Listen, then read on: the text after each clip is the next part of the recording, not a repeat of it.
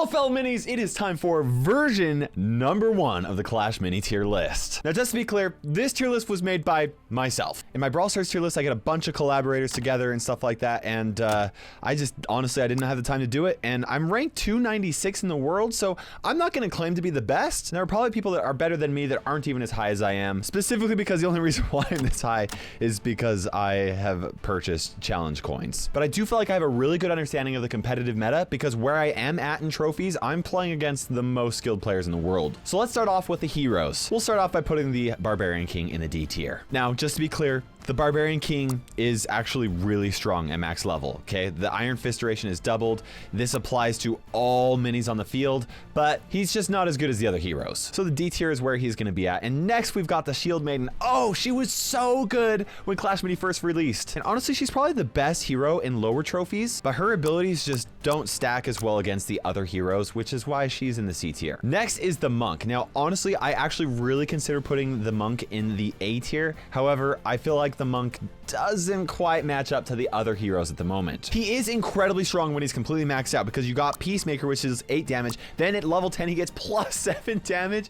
Oh my gosh. But he does get countered pretty hard by minis that have Dissipate. And he's actually rarely going to use his ability on the Countess, who is the strongest hero right now. And that means that next is the Archer Queen in the A tier. And honestly, she is a lot better than I thought that she would be. Her main ability is really good, but what really makes her strong is her level 5 ability. This is so good when she actually has some support heroes close to her. The Archer Queen does require the right minis to build a deck around her, and you do also have to know how to counter against the strongest mini hero in the game, and that's gonna be the Countess. Yeah guys, the Countess, she's just, I mean, honestly, she probably shouldn't have been buffed. I've got her level 10, and this ability is just insane. Plus 2 of damage when attacking from behind, and she's even really strong before you get her to level 10. She's really good. In fact, I probably face the Countess like 70% of the time, and the rest of the time is going to be against the Archer Queen. And with all the heroes placed, now let's talk about the 2 Elixir minis. Starting off with the Barbarian in the D tier. All of these Barbarians, they just can't catch a break. Honestly, I really like the Barbarian's abilities. It's the fact that he only has 6 HP and only deals 1 damage per hit. As a frontline mini with only 6 HP, he just doesn't survive. Next in the C tier, we have the Knight. Now, to be completely honest, the Knight isn't too terrible. He's just not as good as the other minis. If you need a mini tank, just go with the Skeleton Guard every time. And if you need a big tank, go with the Pekka. Next is the Ice Wizard, and I really like the Ice Wizard. However, I just feel like he doesn't get the value that I feel like he should. I really like his abilities, but the reason why I think he struggles is because he doesn't do very well against the best minis in the game, because they don't actually have to move. The Countess literally just teleports. The Electro Wizard is ranged. The Miner digs to the back of the map, and that just leaves the Miner in a tough spot. Now, up next, we've got the Spear Goblin, and I actually think the Spear Goblin is really strong, but it all depends on being able to predict where the enemy is placing their minis, and as soon as they know you have the Spear Goblin, they're just gonna put all of their support minis behind tanks. He's good, but he's really situational. Now, also, we have the Wizard.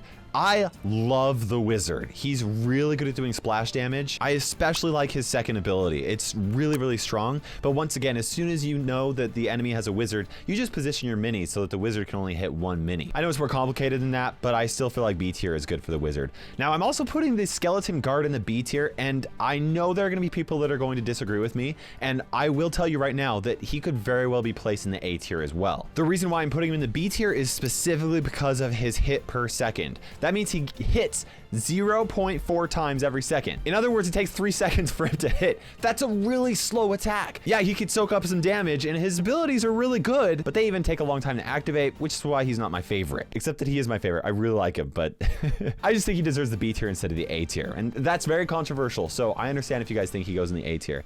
But next, in the A tier, we have the Archer. And Archer, I'm gonna be completely honest, I have not played her in my decks very much. I only have the Archer's first ability, which I do like it. However, what I think really makes her strong is her third ability. You activate that, the first one, which by the way, you can upgrade all of the abilities out of order. I did a whole video explaining the best order for each mini to upgrade. And if you get this upgrade first, and then you get this one, she's just really, really strong. And when I face her, I always struggle against her. In the top 200, she's one of the most popular 2 Elixir mini, so I think she absolutely deserves the A tier. And up next we have S tier 2 Elixir mini, the Miner. This is funny because when I first started playing Clash Mini, I actually didn't think that the Miner was very strong, but I have been proven wrong, and he's in every single one of my decks now. I think his upgrade order is actually still very much up for debate. However, Miner is one of the few minis that is actually probably worth upgrading all the way to 3 stars. He counters a lot of minis and pairs especially well with either the Countess or the Archer Queen, which is why he's an S tier mini. Up next are the 3 Elixir minis. Starting off with the Healing Ranger in the D tier. I should have just renamed it to the F tier. In fact, I'm gonna do that right now. Okay, now it is the F tier. And in fact, I don't like these colors, so I'm swapping them. There we go. F tier's red, S tier's green. That makes me feel a lot better. I've tried making the Healing Ranger work out. I think that she needs a little bit of an attack speed boost, or maybe a decrease in her energy cost requirement for her to actually activate her super. She's supposedly good to work with the Countess and the Miner, and I really like playing Countess Miner decks, and I haven't even been able to make her work out. So the F tier makes sense for her.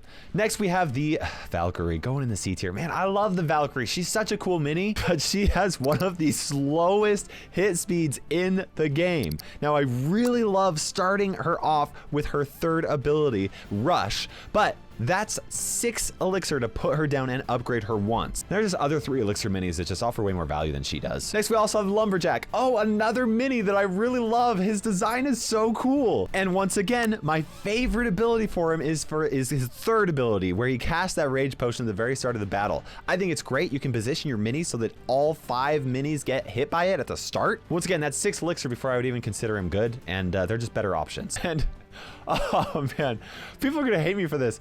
The Dark Goblin, another mini that I just love. I want to make the Dark Goblin work out. I really do. He is so insane when he is able to get his rage stacked infinitely. I mean, he's just crazy. No matter how much I try to make him work out, he just really struggles in the current meta. So C tier it is for him. And next we have the Mini Pekka in the B tier. I feel like the Mini Pekka is amazing in lower trophies. He's actually pretty well balanced, and I like him. But a lot of the time, you get better value upgrading other 3 Elixir minis than you do with the Mini Pekka. That's why I have in the B tier. Next, we have the A tier Bowler, and the Bowler's great.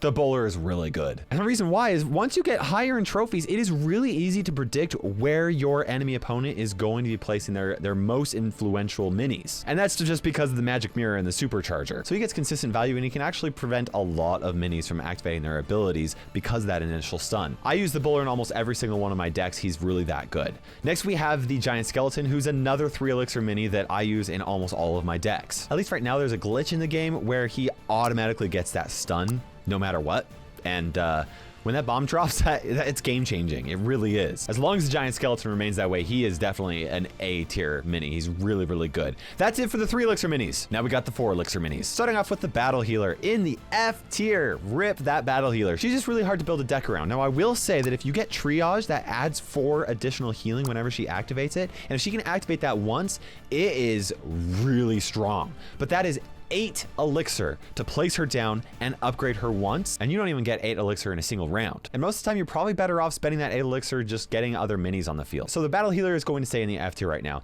Next, we have the Mega Knight, who I am going to put in the B tier. To be completely honest, I don't see the Mega Knight hardly ever, and I haven't seen very much benefit to using him in any of the decks whenever I've tried him out. Now, he has 15 HP, and you'll actually be surprised to know that he actually has 2 HP more than the Pekka does. But you also notice the Pekka deals 3 damage per hit, and he only deals 1 damage per hit. So you can use the Mega Knight if you don't have the Pekka. However, I just think that he's average in the B tier. Now, next we have the Magic Archer, and we might have some people that will disagree with me, and I'm fine with that. If you tell me the Archer is an A tier mini, I'm okay with you saying that. However, in the current meta where we have the Countess, and we have the Miner, and we have the Archer Queen, and the Archer, all of these do a fairly good job at countering the Magic Archer. So does the Magic Archer deserve the A tier? By himself, yes, but when faced against these really strong meta minis, no. He deserves the B tier in my opinion. But a mini that does deserve the A tier in my opinion is the Pekka. The Pekka deals 3 damage per hit. I know that she has the slowest attack in the game,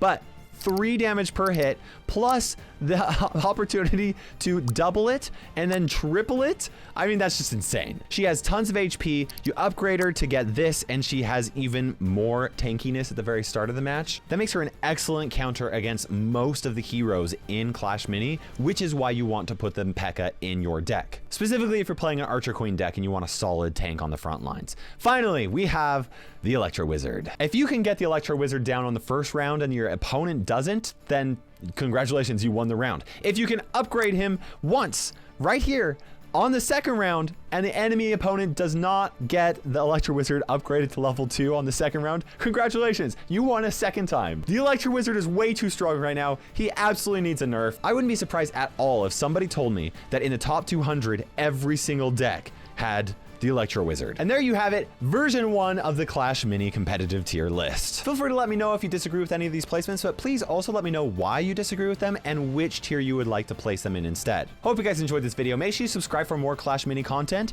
I've told you guys in the past, but this channel, it's in danger, okay? This is an experiment for me. So far, the Clash Mini channel is going really, really well. And so I'm happy about that, but we'll see how long that lasts for. So hit subscribe. You can also check out my Brawl Stars content and watch more other videos right here. Thank you very much for your support. For now, this is KairosTime ticking by, and we will see you in Clash Mini.